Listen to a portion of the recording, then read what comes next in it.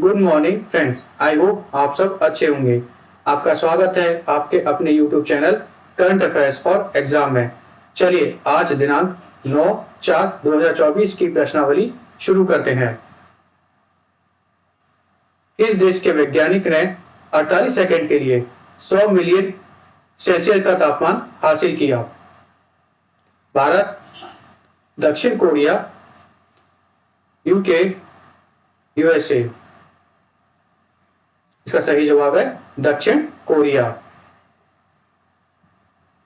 दक्षिण कोरिया के वैज्ञानिकों ने 48 सेकंड के लिए 100 मिलियन सेल्सियस का तापमान हासिल किया है। दक्षिण कोरिया के वैज्ञानिकों ने Korean super conducting tokamak advanced research device का उपयोग करके एक नया विश्व रिकॉर्ड बनाया है। उन्होंने 48 सेकंड की अवधि के लिए 100 मिलियन डिग्री सेल्सियस का प्लाज्मा तापमान उत्पन्न किया।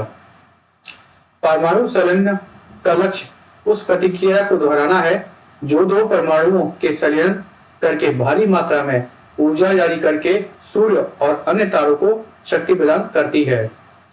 फ्यूजन में कार्बन प्रदूषण के बिना असीमित ऊर्जा प्रदान करने की क्षमता है। चलिए अगले प्रश्न पर आते हैं। कौन सा देश भांग के मनोरंजक उपयोग को वैध बनाता है? Germany, France, Italy, Poland. इसका सही जवाब है जर्मनी।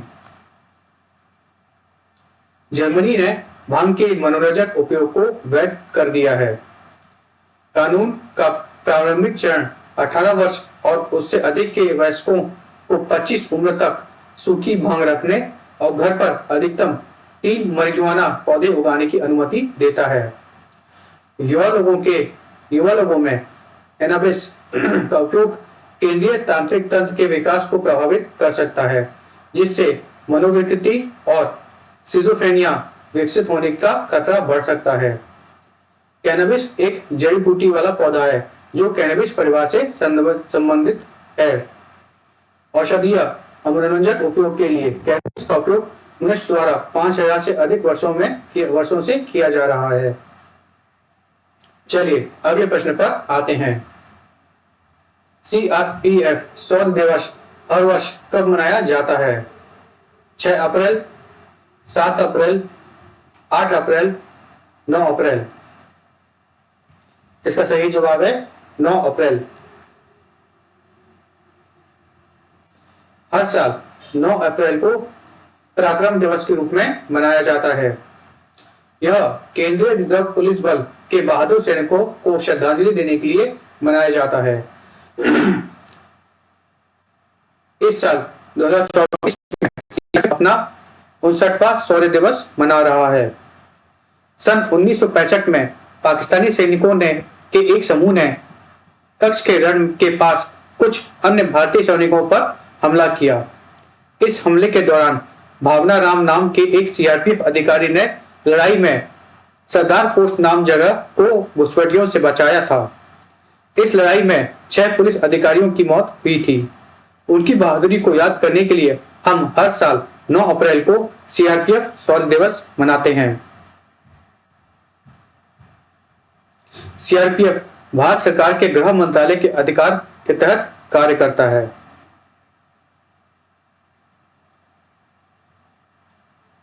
सीआरपीएफ का प्राथमिक भूमिका राज्य केंद्र शासित प्रदेशों में कानून व्यवस्था बनाए रखना है।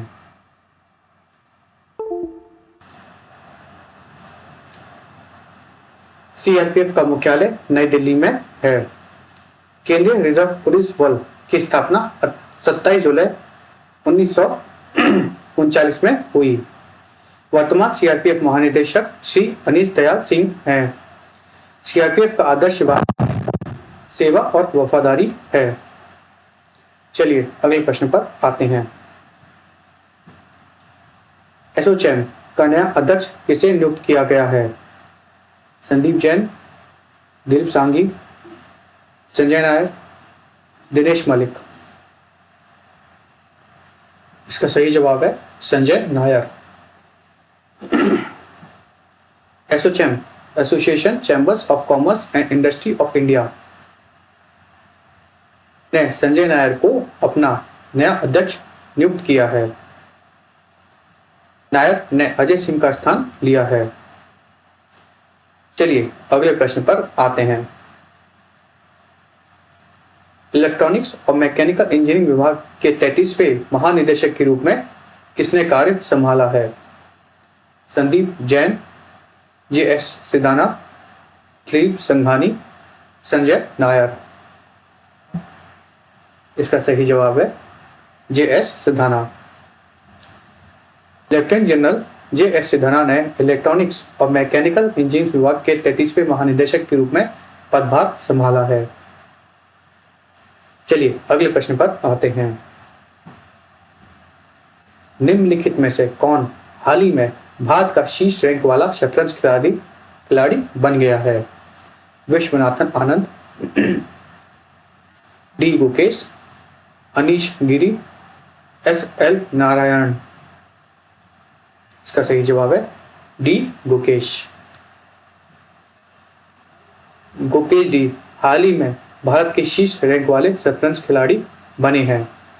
1986 के बाद यह केवल दूसरी बार है जब आनंद को शीर्ष स्थान से हटाया गया है।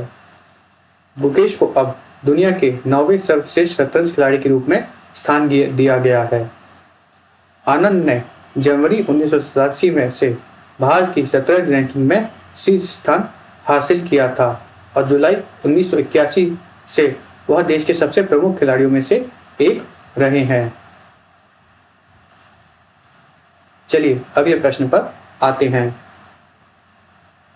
निम्नलिखित में से कौन हाल ही में कोंकण रेलवे का नया सीएमडी बन गया है? प्रकाश बूटानी, मिलिंद देवस्कर, शोभन चौधरी, संतोष कुमार झा। इसका सही जवाब है संतोष कुमार झा। संतोष कुमार झा हाल ही में Konkan railway station Konkan railway का नया सीएमडी नियुक्त किया गया है। कोंकण रेलवे कॉर्पोरेशन रेल मंत्रालय के एक सार्वजनिक क्षेत्र का उपक्रम है। चलिए अगले प्रश्न पर आते हैं। टाटा इंटरनेशनल के प्रबंधक निदेशक के रूप में किसे नियुक्त किया गया है? राजीव सिंघल, आनंद सेन, मंगेश साठे, आशीष गोयनका। इसका सही जवाब है राजीव सिंघल। राजीव सिंघल को टाटा इंटरनेशनल का प्रबंधक निदेशक नियुक्त किया गया है। टाटा इंटरनेशनल टाटा समूह की वैश्विक व्यापार और वितरण शाखा है। चलिए अगले प्रश्न पर आते हैं। हाल ही में किस देश ने सूखा आपदा घोषित किया है? Sri Lanka, Malaysia, Cambodia, Zimbabwe. इसका सही जवाब है जिम्बाब्वे। हाल ही में जिम्बाब्वे ने सूखा आपदा घोषित किया है। जिम्बाब्वे और मलावी ने सूखा आपदा घोषित कर दिया है। अल नीनो प्रेरित सूखे के कारण 80% से अधिक हिस्से में सामान्य से कम वर्षा हुई है। अल नीनो एक प्राकृतिक रूप से होने वाली जलवायु घटना है जो हर 2 से 7 साल में प्रशांत महासागर के कुछ हिस्सों में होती है। चलिए अगले प्रश्न पर आते हैं। निम्नलिखित में से कौन 10,000 मेगावाट नवीकरणीय ऊर्जा क्षमता वाली पहली भारतीय कंपनी बन गई है? Suzlon energy limited, Jaiprakash power ventures limited, Adani green energy, NHPC limited. इसका सही जवाब है Adani green energy limited. Adani green energy 10,000 megawatt नवकरणीय ऊर्जा क्षमता वाली पहली भारतीय कंपनी बन गई है। AGEL ने गुजरात के खावड़ा सौर पार्क में 2000 मेगावाट की सौर क्षमता चालू की है। यह AGEL को नवकरणीय ऊर्जा क्षमता में 10,000 मेगावाट का आंकड़ा पार करने वाली भारत की पहली कंपनी बनाता है। कंपनी 2030 तक 45 गीगावाट को नवकरणीय ऊर्जा क्षमता का लक्ष्य लेकर चल रही है। फ्रेंड्स, आज का सेशन यहीं समाप्त होता है। आपको हमारा सेशन कैसा लगा कमेंट करके बताइएगा तथा लाइक एवं सब्सक्राइब अवश्य कीजिएगा। धन्यवाद।